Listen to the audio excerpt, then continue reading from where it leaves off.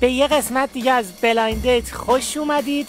اول حرفه کاریتون رو بگید. من HDMI ام. یعنی چی؟ کاریرمو گفتم دیگه. What do you mean؟ شما چی؟ من ددیم. یعنی دوست دارم که ددی باشم.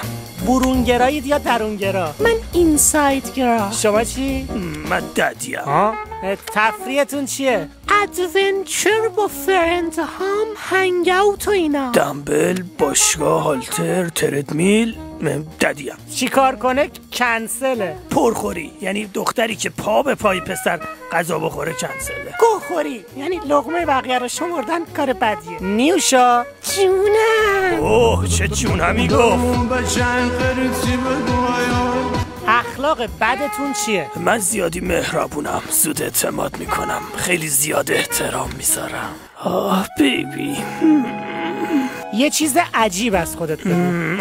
من ذهنم جلوه، یعنی میتونم یه سری چیزا رو پیش بینی. اینو پیش بینی میکردی بینامو. اگه دوستات بخوان تو یه کلمه توصیفت کنن چی میگن؟ مهربون و خونگرم. بچه‌ها موزیک چی گوش میدید؟ دیپ هاوس و رومنس و اینا. شما چی؟ تریاک فروش صدام کردی. بیکلام فقط بیکلام. خب رسیدیم به بخش کشیدن همدیگه. خب با لایک و دیسلایک نشون بدید ببینیم دیت بعدی میرید یا نه. آخه تو رو ترکیه هم راه نمیدن، به من امریکن دیس میدی؟ آلفا آره.